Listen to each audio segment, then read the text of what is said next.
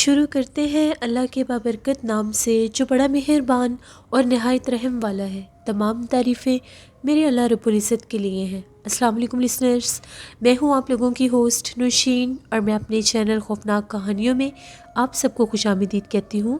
Listeners, कैसे हैं आप सब और मेरे चैनल की खौफनाक कहानियों को कितना पसंद करते हैं? अपनी राय का इज़हार कमेंट बॉक्स में ज़रूर किया करें।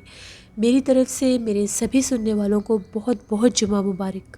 लिसनर्स, आज आप लोगों के लिए मैं हर रोज़ की तरह बहुत दिलचस्प खौफनाक कहानियाँ लेकर आई हूँ जिन्हें आप लोग बहुत ज़्यादा पसंद करेंगे। और मेरी ये कोशिश होती है कि मेरी इन खौफनाक कहानियों को जैसे आप लाइक करते हैं, इनसे ज़रूर आप लोग कुछ ना कुछ सीखें भी जो आपकी ज़िंदगी में आपके काम आए। आज की जो मेरी स्टोरीज़ हैं, इन पर लाइक्स टारगेट जो है वो 300 है और इंशाल्लाह आप लोग उसको ज़रूर कंप्लीट करेंगे।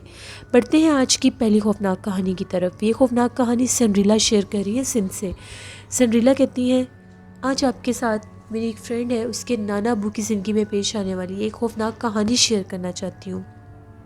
मेरी फ्रेंड बताती है, उसके नाना जी भी गांव में ही रहते हैं, तो जिस तरह गांव के लोग खेती बाड़ी करते हैं, अपनी ज़मीनों पर जाते हैं, खुद ही सारा काम करते हैं, तो वो भी किया करते थे। उनके साथ उनके एक दोस्त भी जाया करते थे और वो दोनों मिलकर उन खेतों में काम किया करते थे। हस्बे मामूल कभी वो साइकिल पर चले जाया करते थे, कभी पैदल भी चले जाया करते थे। तो एक दफ़ा उन लोगों की बारी थी पानी वगैरह लगाने की ज़मीनों पर। तो मोस्टली लोग गांव में ज़मीनों को पानी रात के टाइम ही लगाते हैं जाके। तो नाना जी भी अपने दोस्त को साथ लेकर ज़मीनों पर पानी लगाने के लिए चले गए और वो लोग दोनों जो थे आज साइकिल पर नहीं गए थे बल्कि पैदल ही गए थे। पानी लगाते रहे। जब फ्री हुए तो काफ़ी रात हो चुकी थी, आधी रात का टाइम था। तो वो लोग वापस आ रहे थे। दोनों दोस्त जिस रास्ते से गुजर कर आ रहे थे, गांव का एक सुनसान और वीरान रास्ता था और रात का मंजर था। एकदम से उन लोगों को एक बकरी के बोलने की आवाज़ आने लग गई और वो आवाज़ ऐसे थी जैसे कोई बकरी का छोटा सा बच्चा बोल रहा है। वो लोग बड़े हैरान हुए कि इतनी रात को ये बकरी का बच्चा कहाँ पर बोल रहा है। तभी वो जो बकरी का बच्चा था वो बोलता बोलता उन दोनों के सामने आ गया। वहीं पर एक दरख्त था जिसके पास से वो बोल रहा था। उन लोगों ने जब देखा तो वो सफ़ेद कलर का एक बकरी का बच्चा था जो कि देखने में बहुत ही ज़्यादा प्यारा था। दोनों दोस्तों ने जब देखा वो बिल्कुल उनके पास था। उन लोगों के पास टॉर्च थी, टॉर्च की मदद से उन लोगों ने उसको देख लिया। तभी दोनों आपस में ये बात करने लगे कि ये कितना प्यारा बच्चा है, इसको अगर इस वीराने में हम लोग छोड़ गए तो हो सकता है कोई जंगली जानवर इसको खा जाए, तो क्यों ना इसको उठाकर साथ ले जाते हैं, जिनका भी होगा सुबह उनको वापस कर देंगे। नाना जी ने कहा ठीक है, इसको साथ ले जाते हैं। ये जितना मासूम और प्यारा सा है, इसको यहाँ पर छोड़ना बहुत गलत बात होगी। उन लोगों ने बकरी के उस बच्चे को उठा लिया और चलने लग गए। बातें करते करते नाना जी को उसका जो वेट था काफ़ी ज़्यादा फील होने लग गया, काफ़ी भारी हो गया वो, जबकि पहले जब उन्होंने उठाया था तो वो बिल्कुल नॉर्मल था। तभी उन्होंने अपने दोस्त को ये कहा कि देखो ना, ये कितना भारी हो गया है, मेरे से तो उठाया ही नहीं जा रहा, मेरे हाथ से गिर रहा है, इसको अब ज़रा तुम पकड़ लो। जैसे ही दोनों खड़े हुए, फिर टॉर्च ऑन की और उस बकरी के बच्चे को जब नाना जी अपने दोस्त को देने लगे तो उन लोगों की हैरत दंग रह गई।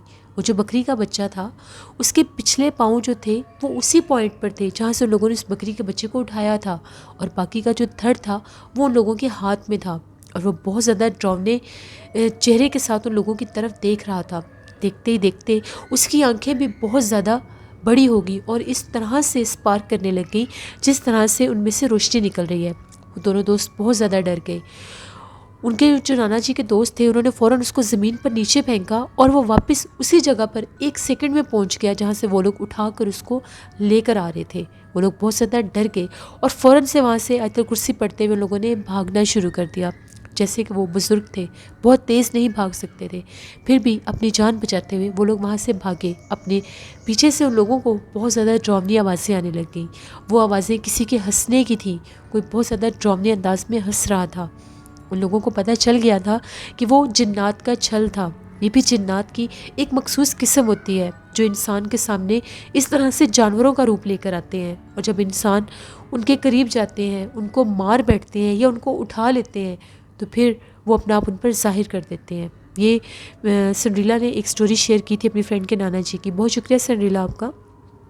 लिसनर्स, ऐसी और भी बहुत सी स्टोरीज़ आप लोगों ने सुनी होंगी और मेरे चैनल पर भी ऐसी आप स्टोरीज़ पहले भी सुन चुके हैं कि लोगों की ज़िंदगी में ये माजरे अक्सर होते हैं और ये मखसूस रात के टाइम लोगों के साथ ये माजरा होता है। अक्सर लोगों को किसी वीरान पुरसरार जगह से बकरी के बोलने की आवाज़ आती है, कभी वो सामने आ जाते हैं, कभी वो बिल्कुल पास आ जाते हैं कि ये लोग हमें उठा लें और अपने साथ ले जाएं।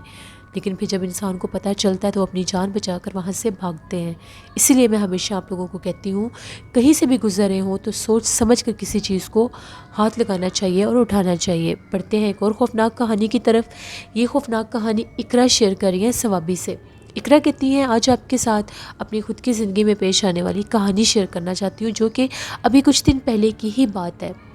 जैसे कि मैं पहले भी अपनी स्टोरीज़ में आप लोगों के साथ ये बात शेयर कर चुकी हूँ कि हम लोगों के घर में कुछ असरात हैं। हम लोगों का घर असेब ज़दा है, तो हम लोगों के घर में अक्सर कोई ना कोई मामलात होते रहते हैं और हम लोग यूज़ टू हो चुके हैं। अब इतना ज़्यादा डर नहीं लगता। लेकिन ये जो वाक़या मेरे साथ कुछ दिन पहले हुआ, ये ऐसा नाकाबिल फरामोश वाक़या था जिसने मुझे डरा के रख दिया। मुझे आदत है, मैं रात के टाइम जब अपने बेड पर सोती हूँ तो आपके चैनल की स्टोरीज़ सुनती हूँ, हैंड फ्री लगाकर सुनती सुनती सो जाती हूँ। अपने रूटीन के साथ ही मैं आपके ही चैनल की हॉरर स्टोरीज़ सुन रही थी, खौफनाक कहानियाँ सुन रही थी। तो सुनते सुनते ही स्टोरी के दरमियान में ही मेरी आंख लग गई और मैं सो गई। कहीं नींद में ही मैंने मोबाइल भी बंद किया। मेरे पास ही अम्मी सो रही थी और दूसरे कमरे में भाई सो रहे थे। तकरीबन सोते सोते ही मुझे ऐसा महसूस होने लग गया कि जिस तरह से मेरे हाथ के ऊपर किसी ने हाथ रखा है और बाकायदा मेरे हाथ के ऊपर कोई अपना हाथ फेर रहा है। तभी किसी ने हाथ फेरते फेरते वो हाथ मेरे बालों में डाल दिया और ऐसा लग रहा था कि कोई मेरे बालों में अपना हाथ फेर रहा है। वो एहसास इतना ज़्यादा क्लियर था कि मुझे नींद में भी फील हो रहा था कि कोई मेरे साथ है और मेरे सर में इस तरह से हाथ फेर रहा है। मेरी आँख खुल गई और मैंने अपना हाथ फ़ौरन से अपने बालों की तरफ किया। वो कोई इस तरह से चीज़ थी जिस तरह से रबर होता है, कोई प्लास्टिक की वो कोई चीज़ थी जिसके ऊपर मेरा बाकायदा हाथ भी लगा। जैसे मेरा हाथ लगा तो उस चीज़ ने मेरे बाल बाकायदा पकड़ लिए। जब उसने मेरे बाल पकड़े तो मैंने आयतुल कुर्सी पढ़ना शुरू कर दी। मेरे पास ही अम्मी थी। मैंने फ़ौरन से अम्मी को आवाज़ें देना शुरू कर दी और मैं आयतुल कुर्सी बहुत ज़्यादा क्लियर पढ़ रही थी। आयतुल कुर्सी वैसे भी मेरी रूटीन है, सोने से पहले भी मैं दुरूद इब्राहिमी और आयतुल कुर्सी पढ़ के सोती हूँ। शायद उस दिन मैंने आयतुल कुर्सी और दुरूद पाक नहीं पढ़ा था तो उस मखलूक ने मुझे डराना शुरू कर दिया जिसके असरात हम लोगों के घर में हैं। अम्मी ने जब मेरे बोलने की आवाज़ें सुनी, अम्मी फ़ौरन से मेरे पास आई और मेरी आवाज़ें सुनकर भाई भी आ गए। मैंने उन्हें सारी बात बताई कि इस तरह से मैं सो रही थी तो मेरे बालों में किसी ने हाथ फेरा, बाकायदा मेरा हाथ भी उसके साथ टच हुआ है। मुझे महसूस हुआ है कि मेरा हाथ किसी के साथ टकराया है और मैंने उसको फ़ील किया है। अम्मी ने मुझे दम किया, मेरे ऊपर आयतुल कुर्सी पड़ी और फिर मैं सो गई। इसी तरह से इससे कुछ दिन पहले की बात है। हम लोग जब सारा दिन स्टडीज़ में होते हैं तो रात के टाइम 11 साढ़े 11 बजे फ्री होती हूँ, तो उस टाइम मैं अपनी फ्रेंड्स के साथ, अपनी कज़न्स के साथ व्हाट्सएप पर ग्रुप चैट कर लेते हैं या कॉल कर लेते हैं, तो हम लोग सब मिलकर बात करते हैं। 11:30 बजे का टाइम था। मैं और मेरी फ्रेंड्स और कज़न्स हम लोग इसी तरह से बात कर रही थी वीडियो कॉल पर, कॉन्फ्रेंस वीडियो कॉल में हम लोग बात कर रही थी। तो एकदम से हम लोगों की गली में इस तरह से हंगामा हो रहा था, इस तरह से शोर बरपा था जैसे कोई भाग रहा है और बहुत तेज़ी के साथ। कभी कोई इधर भाग कर जाता है, कभी कोई इधर भाग कर जाता है। एक शोर था। मैंने जब वो आवाज़ सुनी, मेरी फ्रेंड्स ने भी बाकायदा वो आवाज़ सुनी, मैं चुप हो गई और मैंने उन्हें ये बताया कि गली में ऐसा लग रहा है कि कोई भाग रहा है बड़ी तेज़ी के साथ और उसके पीछे जिस तरह से कोई कुत्ते लगे हुए हैं और वो भी भौंक रहे हैं। मेरी एक फ्रेंड ने कहा कि तुम देखो कि बाहर कौन है, शायद किसी के पीछे कोई कुत्ता लगा और वो अपनी जान बचाकर इधर उधर भाग रहा हो। उस वक्त तक भी वो भागने की आवाज़ें क्लियर थी। तभी मेरी कज़न ने मुझे ये कहा कि ये गलती बिल्कुल भी मत करना। मेरी कज़न का नाम सना है। उसने मुझे ये कहा, ये गलती बिल्कुल ना करना बाहर देखने की, ऐसा ना हो कि पता नहीं वो क्या हो और तुम्हें वो चीज़ असरअंदाज ना कर जाए। हम सबको खामोशी के साथ आयतुल कुर्सी और दुरूद पाक पढ़ना चाहिए। तभी हम सब ने खामोशी से आयतुल कुर्सी और दुरूद पाक पढ़ा। जब हम लोग आयतुल कुर्सी और दुरूद पाक पढ़ते गए, वो जो गली में इतना हंगामा, इतना शोर था, वो इस तरह से थम गया जैसे कुछ है ही नहीं। वो लोग भी बहुत ज़्यादा हैरान हुए कि ये किस तरह से हुआ है, किस तरह से एकदम से ये बाहर शोर था। फिर हम लोगों को यकीन हो गया कि ये कोई नॉर्मल नहीं था, ये था कुछ और ही जो इस तरह से अपना आप जाहिर कर रहा था। क्योंकि हम लोगों का जो रूम है जहाँ पर मैं सोती हूँ, वो रूम बिल्कुल गली के साथ ही है और उसका दरवाज़ा भी वहीं पर है। लाइक अगर वहाँ पर बैठे हों, सो रहे हों, तो हमें बाहर से हर आहट महसूस होती है। ये 2 स्टोरीज़ थी जो इकरा ने सवाबी से शेयर की। बहुत शुक्रिया इकरा आपका। अल्लाह आप सबको, हम सबको अपने हिफ्ज़ व अमान में रखे। लिसनर्स, रात के टाइम, जब आधी रात का टाइम होता है तो कुत्ते अक्सर भौंकते हैं।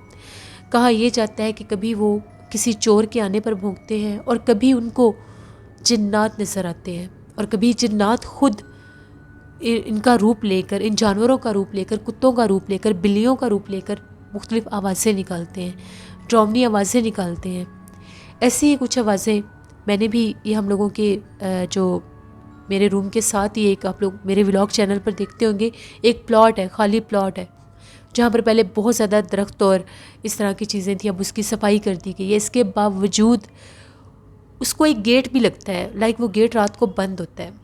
फिर भी कुछ दिन पहले यहाँ से बहुत ज़्यादा ड्रावनी, अजीबोगरीब तरह की हुर्राने की आवाज़ें आ रही थी, और वो मिडनाइट में आती हैं, जब बिल्कुल सन्नाटा होता है, जब हर कोई सोया होता है, और वो बिल्कुल इतनी वो क्लियर आवाज़ होती है किसी के हुर्राने की, और थोड़ी देर के बाद वो गायब हो जाती है।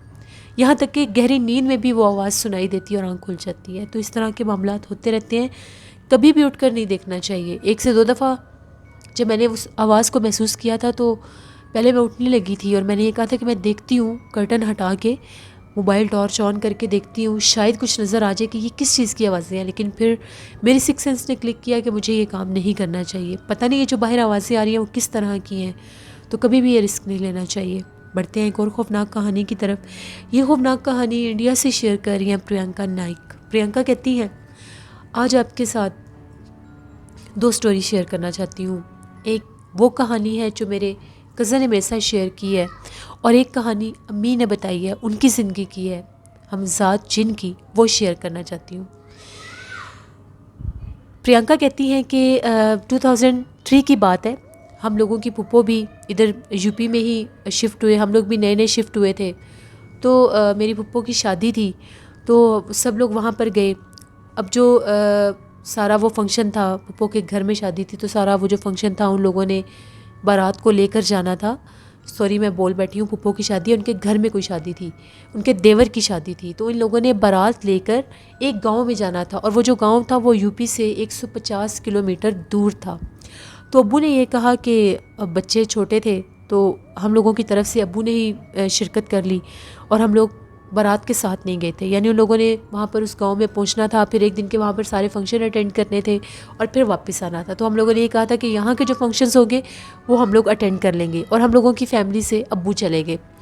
अब जिस रास्ते से उन लोगों ने जाना था, वहाँ पर जो गाँव था, उस गाँव को एक बहुत बड़ा एक ब्रिज लगता था, एक पुल लगता था, जिसके बारे में ये मशहूर था कि रात के टाइम वहाँ से जो भी ट्रैफिक गुजरती है, वो ना तो हॉर्न करती है और ना ही कोई म्यूज़िक लगा कर गुजरती है, क्योंकि उस पुल के ऊपर बहुत ज़्यादा ड्रामने और शयातीन जिन्नात का बसेरा था।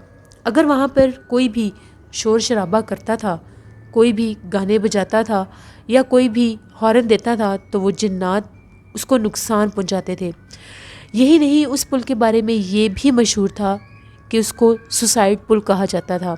लोग वहाँ पर आकर ख़ुदकुशी किया करते थे, उस पुल से छलांग लगाकर अपनी जान दे दिया करते थे। उस पुल के बारे में बहुत सी बातें मशहूर थी। तो जब ये लोग वहाँ से गुजर रहे थे, मेरे कज़न जिसने ये स्टोरी मेरे साथ शेयर की है, उसको शरारत सूझी, और उसने ये कहा, हो सकता है लोग वैसे ही रोमर्स फैलाते हैं, अफवाहें फैलाते हैं, तो चलो मैं म्यूज़िक लगा कर देखता हूँ भला क्या होता है। उसने अपने मोबाइल के ऊपर एक गाना चलाना शुरू कर दिया।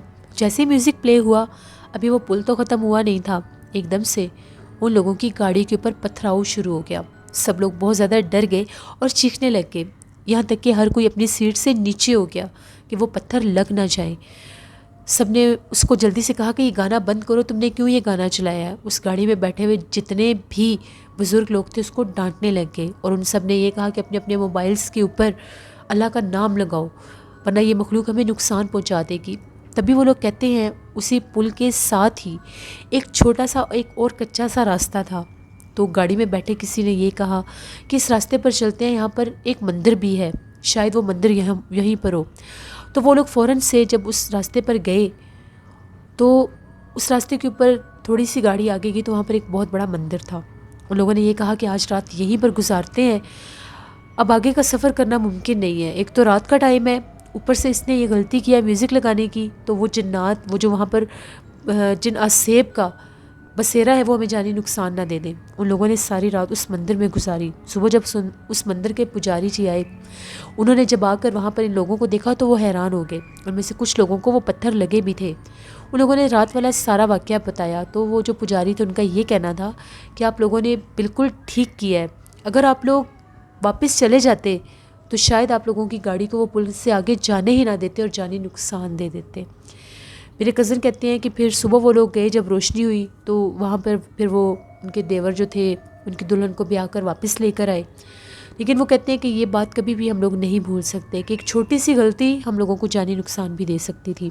इसी तरह से प्रियंका कहती हैं, मेरी अम्मी की ज़िंदगी में एक वाक़या पेश आया। ये तब की बात है जब अम्मी अनमैरिड थी।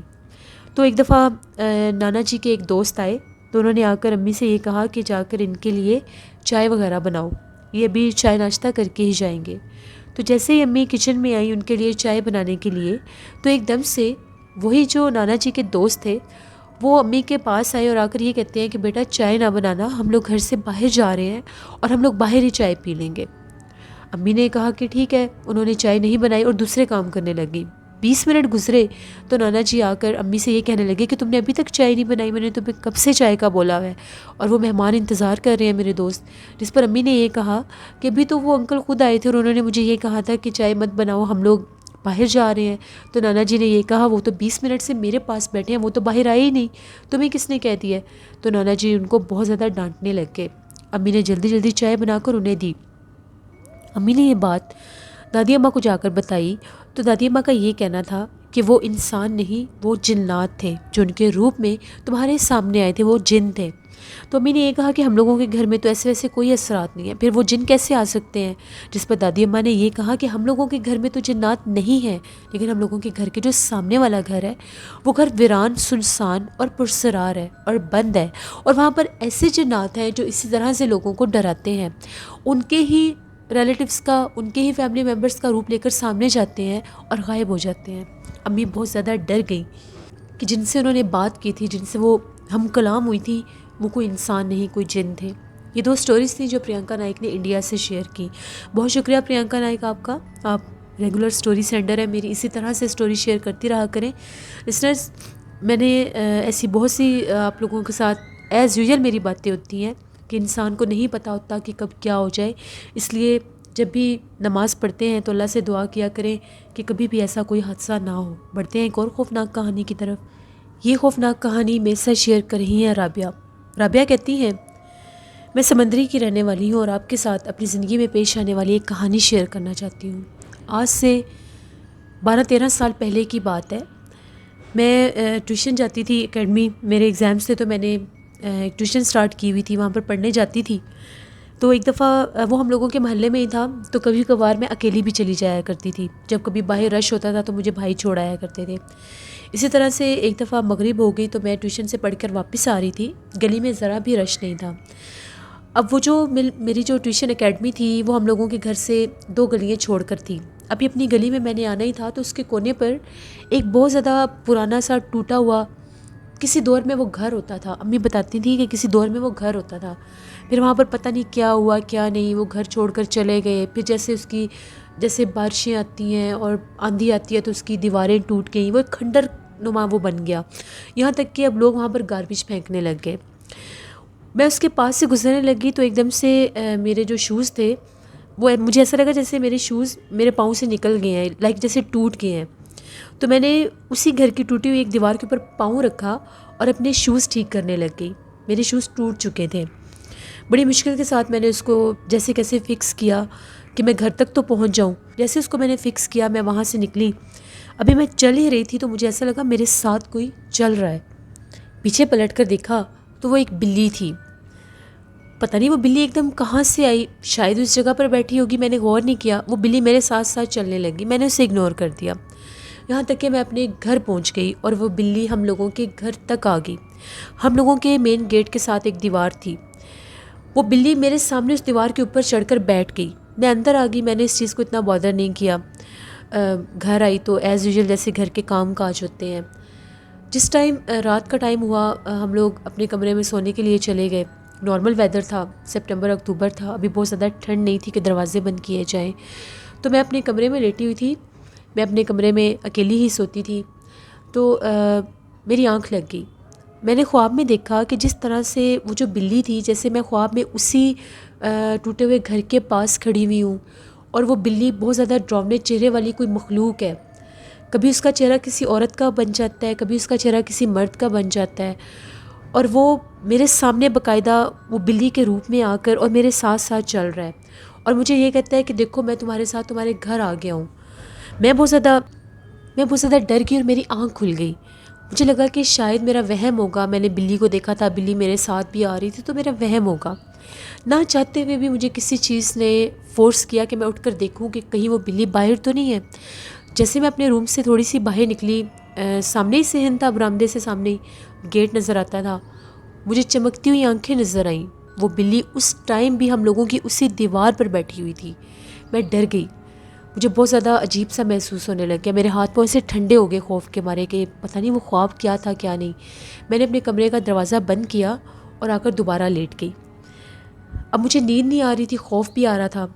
थोड़ी ही देर के बाद मुझे ऐसा महसूस होने लग गया जिस तरह से मेरे कमरे के दरवाज़े के बाहर कोई है। बाकायदा मुझे महसूस हो रहा था कि कोई चल फिर रहा है। फिर आहिस्ता से मेरा किसी ने नाम लिया। मैं गौर करके सुनने लगी कि ये मेरा नाम कौन ले रहा है। वो जो नाम लेने की आवाज़ थी वो उसी से मिलती जुलती थी जिस तरह से मैंने ख्वाब में आवाज़ सुना था कि देखो मैं तुम्हारे घर तक तुम्हारे साथ आ गया हूँ।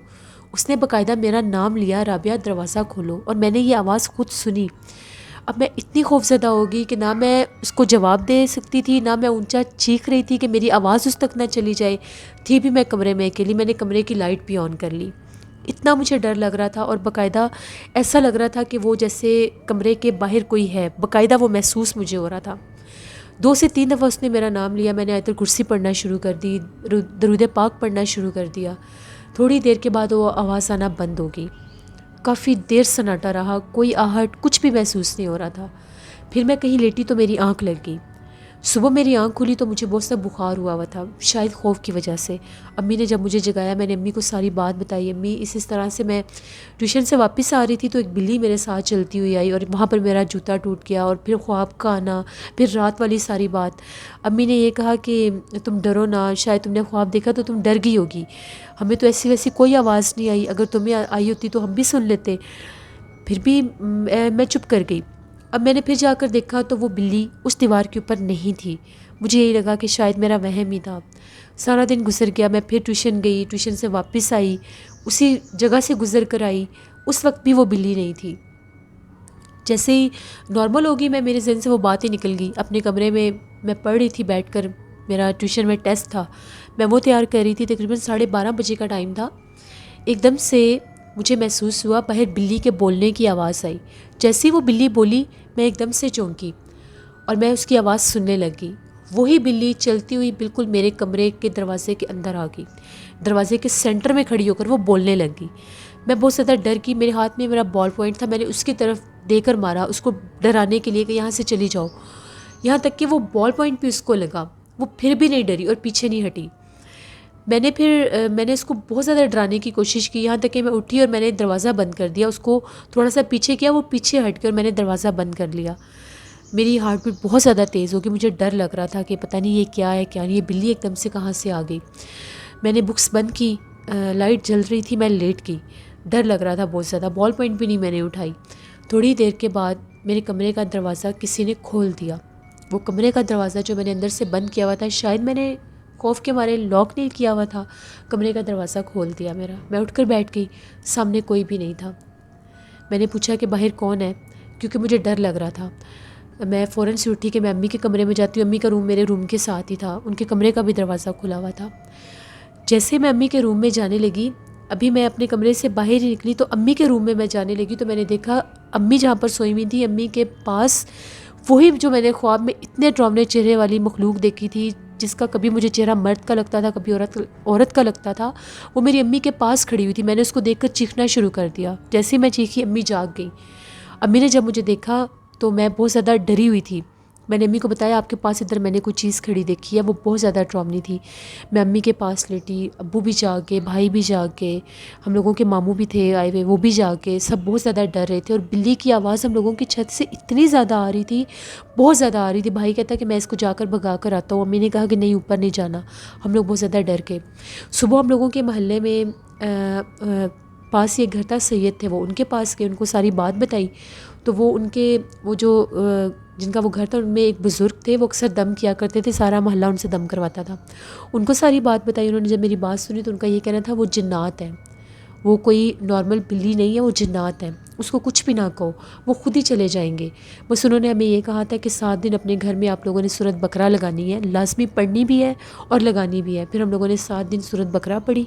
मगरिब के टाइम पढ़नी होती थी और असर के टाइम हम लोग लगा देते थे।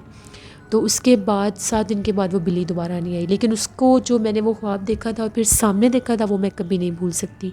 मेरी ज़िंदगी की एक कहानी थी जो मैंने आपके साथ शेयर।